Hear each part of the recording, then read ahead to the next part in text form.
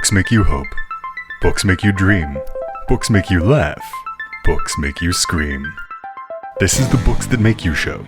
Discussing books with authors and experts, unraveling the inner pages of all the books that help make us who we are. Hosted by Desiree Duffy. Welcome, everybody.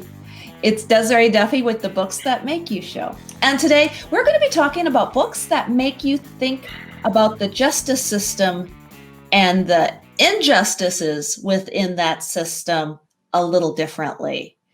As the world watches high-profile murder cases and movements like Black Lives Matter gain even more and more momentum, important questions start to arise about the criminal justice system. Our author today comes straight out of that world and into the world of writing. T L Bequette is a criminal defense attorney turned writer. He's located in Oakland, California, and most of his practice revolves around defending accused murderers. His outlook on the criminal justice system's need for reform and the unbalanced jury selection process, and his fight for those who receive harsher sentences than what they deserve is something that actually fuels his writing. Good Lookin is his debut novel, and it weaves a lot of his expertise from the courtroom into the pages of this thrilling mystery. Bequette's writing is inspired by his time in the courtroom, where he's tried, get this, over 20 murder cases. His skill in delivering closing arguments and presenting the stories of his clients to the jury make him a master storyteller. TL holds degrees from the University of the Pacific and Georgetown Law School and serves annually on the faculty of the Stanford Law School and Trial Advocacy Clinic. Wow. TL, hi. Welcome to the show. Hi, Desiree. Thanks for having me. All right. We got so much to unravel here. I love the fact that you are a criminal defense attorney, and not just that's cool enough, but a criminal defense attorney who specializes in going to trial for murder cases. And now you're writing and you're fictionalizing some of those experiences. Just give us the overview. What does it feel like to transition from that world into the world of being an author? Sure. Well, it's been wonderful, actually. I've always liked to write creatively. The law gives you an opportunity to write, but creativity is more or less frowned upon. The law is the law, after all, and so it stifles creativity. And this opportunity to write fiction has really created a nice creative release for me that I've been missing. Oh, I can imagine, because the law is very factual. You know, just the facts, ma'am, is the phrase you hear a lot of times. So you've defended mostly murderers, accused murderers. Why not? Let's dig into TL the man a little bit. Why not go for something cushy, corporate law, or something that's quote unquote a lot easier? Because you've purposely picked the hard stuff. Right. Well, that's one way to look at it. But to me, graduating from law school, choosing the type of law that I would practice was sort of a no-brainer. Criminal defense isn't for everyone, but to me, it was just much more exciting than corporations or taxes. I mean, that's people write books about criminal defense and murder mysteries, after all, and make movies about it. So that choice was fairly easy. I thought it was exciting. I liked the courtroom. Also, a majority of the people that I defend in homicide cases are indigents. And I found it very rewarding sitting across for someone from the first time and letting them know that I work for you. Sometimes those people, that's the first time in their lives they've heard that.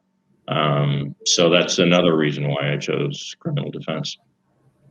And I really want to get into the societal views on people who are, in gangs, accused of murder, and some of those really hard situations. First, Let's talk about the jury selection process and that because it feels like that's one of the core things that you've noticed is the inadequacies or the disparities in the actual jury selection process. Do you want to talk about that a little bit? Sure. Ideally, every defendant would be tried by a jury of their peers. That sadly doesn't happen. I can't tell you how many times I've sat next to a defendant in a courtroom, and as the veneer or the prospective pool of juries files in, my client looks behind us and says, for heaven's sakes, where are all my people? Where are my brothers and sisters? There's a couple reasons for that. One is still in a lot of counties in California, they choose the jurors from the voter registration polls. And if people of color, for example, feel disenfranchised, they may not be registered to vote. Also, in order to serve on a homicide case that might take a couple months at least, you usually have to either be retired or have an employer that's willing to pay for that jury service. And socioeconomically, the people who can't afford to take a couple months off are usually not people of color. So I practice in Oakland, California, a city that's predominantly Black, and I can tell you that if I am able to have one or two African Americans on the jury, I consider that a victory, and that's sad. Yeah, that's really sad. And there's a few things there. Okay, Oakland, California, you're right. It's predominantly African American, and there's a lot of gangs too. So that goes into this culture that's there, and you're defending them. So there had to be a certain, or there must be in many cases, a certain personal connection that you need to make with that person you're defending. I mean, it seems like they would not be as trustworthy of you and, worried about what would happen even if they did. There has to be a certain degree of being on the street, and if they're perceived as being a snitch or somehow working with the other side. So you got like a lot to grapple with there, don't you? Sure. I mean, it's not easy earning the trust of the defendants. I'm the white guy in a suit, and it takes work. I'm obviously from a completely different lifestyle than the people I represent, but I have to say, over the years, I've learned. Right, I've learned about the oppressive snitch culture of the streets. I've learned how to communicate better with my clients, and I'm a better person for it. I'm a more well-rounded person, a more educated person. So I've appreciated that aspect of the job. And that leads into the title of your book, Good Lookin. That's a street term. This is something that I didn't realize until I first asked you about it. So can you describe to people who might not be that street savvy, what does good looking mean? Sure. So good looking is short for the term good looking out. And a lot of us have probably heard that phrase. It means, thank you for essentially looking out for my well-being. In Oakland, it can mean something much more than that. It can mean thank you for saving my life, for example. Thank you for letting me know that the police are on the corner. Thank you for letting me know that the rival drug dealer who's going to kill me is down the street. So I've just always thought it was a very concise expression that holds a lot of weight. So that's what good looking means. And have you heard that from people you've defended? Have they said that to you? I have a couple times, and it's been very rewarding. I mean, that's not those sorts of thank yous are thrown around like manhole covers, and so when I'm the recipient of a good looking from one of my clients, that makes me feel pretty good. Yeah. And, the core of this, too, is so many of the people that you're defending in a lot of ways seem to be getting harsher sentences than perhaps what they deserve. It's not like these are little angels that are purely innocent, but at the same time, when you look at the criminal justice system, a judge, for example, might scrutinize one defendant a little bit differently. Is that something that you've seen too, where an African American male young man might be viewed or judged differently, even by the judge himself, than perhaps a white male counterpart? That's true. One reason for that is the sentencing enhancements for gang members in the state of California. Something like 92% of all people serving criminal sentences for gang enhancements are people of color. And the sentencing enhancements are extremely punitive. 15 years to life, for example, for shooting into a dwelling if you were a gang member. None of these crimes are they're all serious crimes. But I often think, isn't perhaps 10 years enough? Maybe 20 years enough of a punishment for some of these offenses, and yet they carry life in prison. When committed by a 19-year-old kid, that just seems unduly harsh. Yeah, and again, it kind of goes back to there's a certain societal culturalism. People are very much encouraged to be in gangs, to do this. And you just got to wonder, where would these kids be if they had a different experience growing up? You had mentioned that you've seen people in prison who, if they were raised in a different way, if they weren't necessarily part of that gang culture, they might be a Wall Street broker, an artist, a rapper. There's talent there that society is not really being able to take advantage of, because our first instinct as a society is to incarcerate them. Right, and that is the saddest part. I mean, there is in Oakland, there is almost an entire generation of young men, not an entire generation, but a good portion of it, that is being warehoused in prison. And you're right. I have run across some really talented individuals, some very charismatic individuals, and I know that if given the right opportunity, they would have done great for themselves, and as you point out, done great for society as well. So that's a sad part of my job. Yeah, exactly. What do you think can be done? You're raising awareness, which is a good thing, but is there anything else that you think we can do?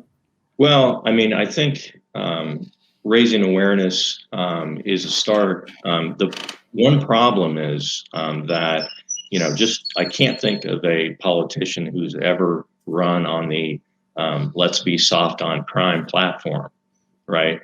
But that needs to change, and it's not being soft on crime when you reduce a sentence from life in prison to 20 years, right? So I think we need to raise awareness and repeal some of these overly punitive laws that result in such harsh sentences. Yeah. So let's segue into you, the criminal defense attorney, in the courtroom, pleading and making your case, and how that weaves into your storytelling skills. Do you want to talk about that a little bit? Sure. No, it's one of the reasons why I practice criminal defense is that you get in the courtroom and you get in front of a jury and you attempt to persuade. You need to tell a story to the jury that is both interesting and believable. I enjoy that aspect of it, and it has bled over into my writing. I mean, the best closing arguments that I've given have been written.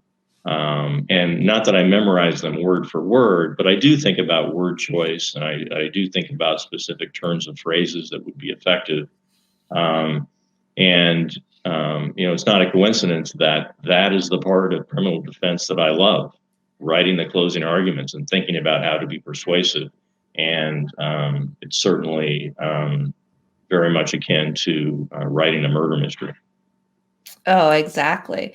And you, unlike some of those other courtroom drama writers, you have those 20 plus murder cases under your belt that you've been in the courtroom arguing for. So you bring a really unique and authentic voice to your writing as well.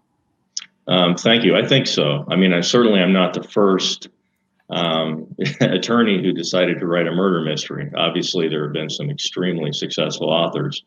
But I do think that having been on the front lines for 20 years and having tried so many murder cases, hopefully I have a unique ability to take the readers into the courtroom, into the judges' chambers, into the jails, and really give them a feel for what the criminal justice system is like.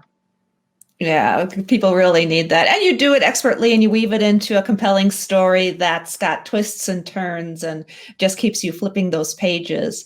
So Joe Turner, that's your main character. This is a Joe Turner mystery. How much of Joe is TL? Probably more than I would like to admit. Joe Turner is a criminal defense attorney. He is a little insecure. He stresses about his cases. He probably drinks a little too much when he stresses about his cases.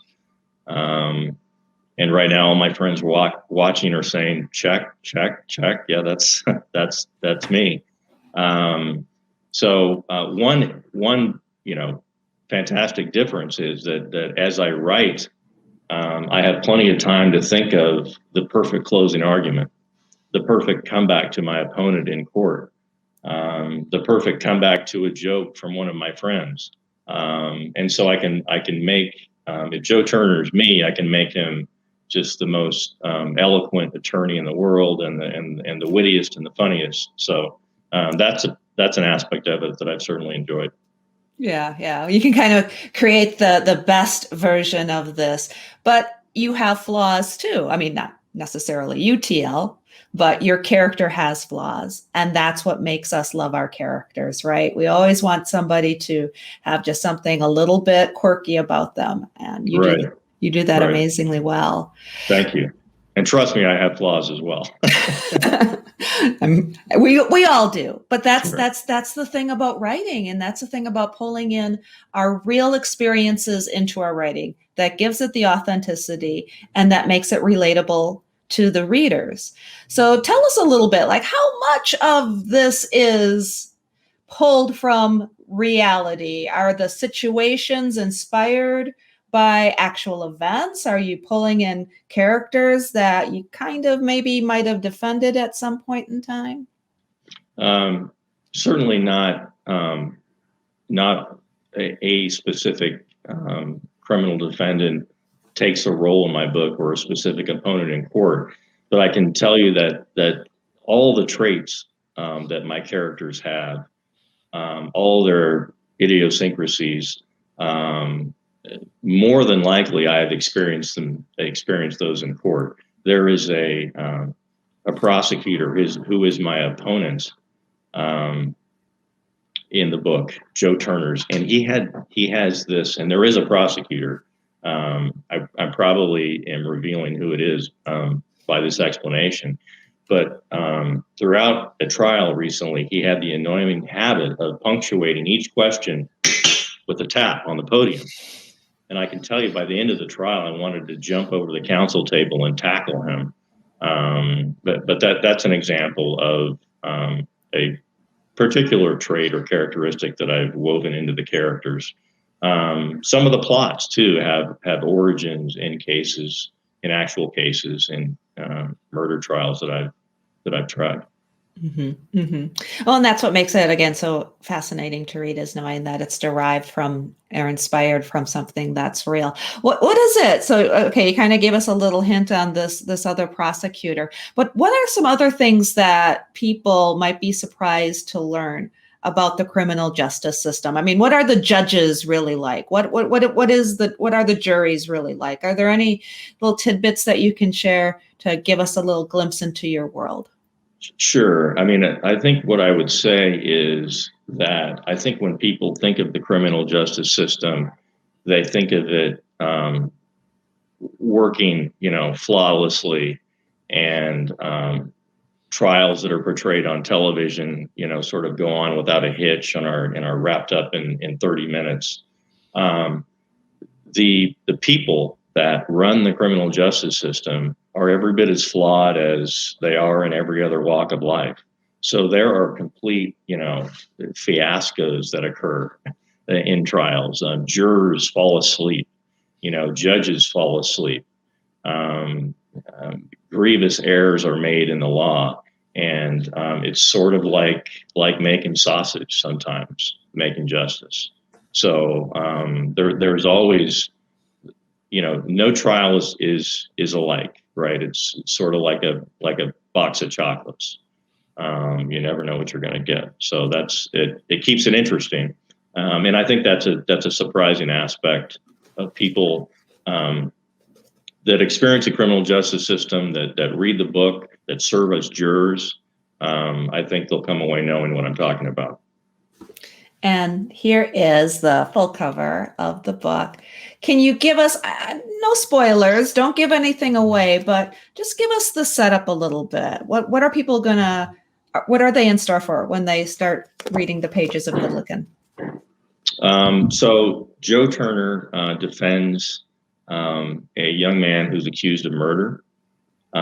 He believes in his innocence despite an incredible, seemingly insurmountable evidence against him. There's a parallel track along the lines of the trial that follow the plight of two twin boys who have a very rough upbringing in Oakland, California.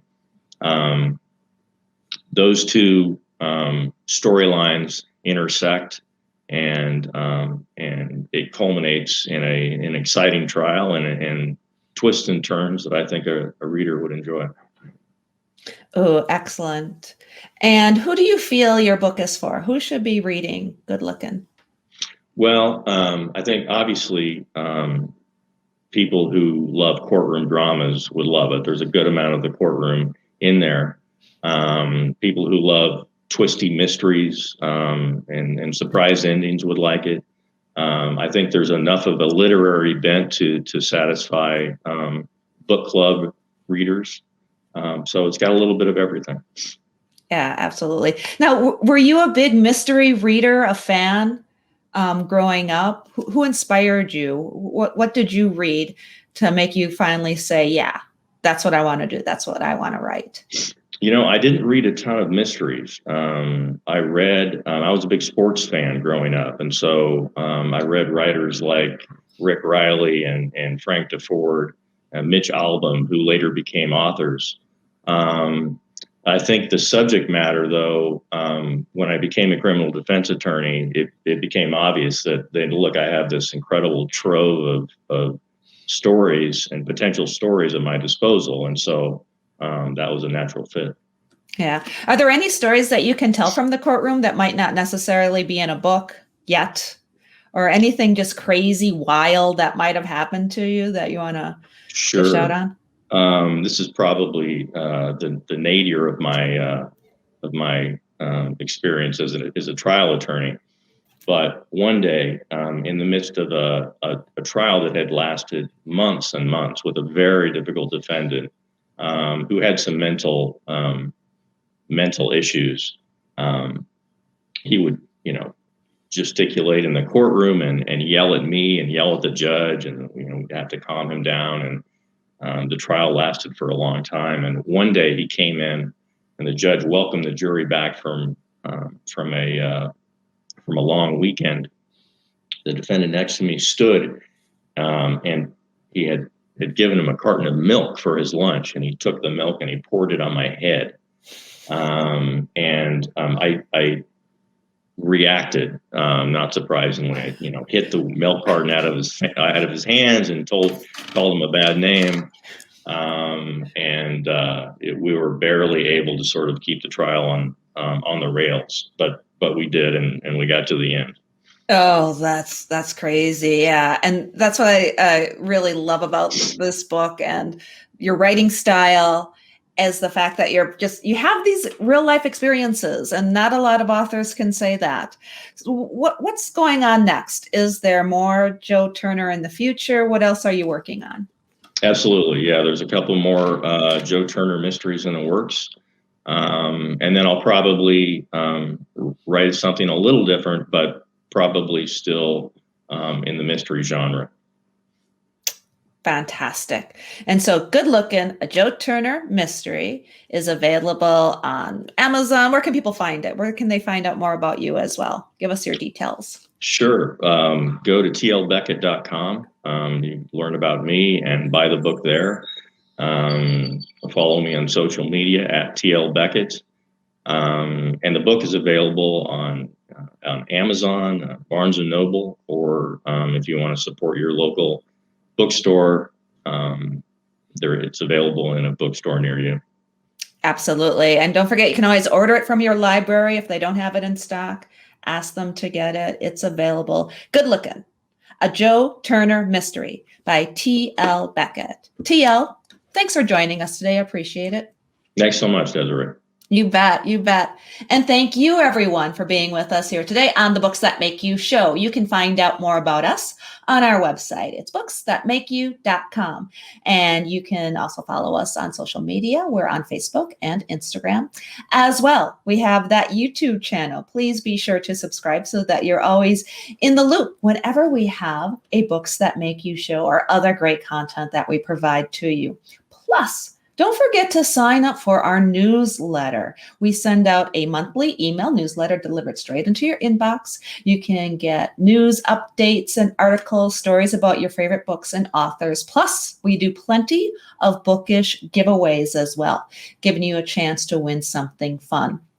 Until next time, all of my bookish buddies, please enjoy all of the books that make you exactly who you are. The executive producer for Books That Make You is Desiree Duffy. Produced and sound mastered by Phil Giangrande. Engineering by Dave Nabox. Social media and promotion by Bree Sweeter. For more, visit booksthatmakeyou.com.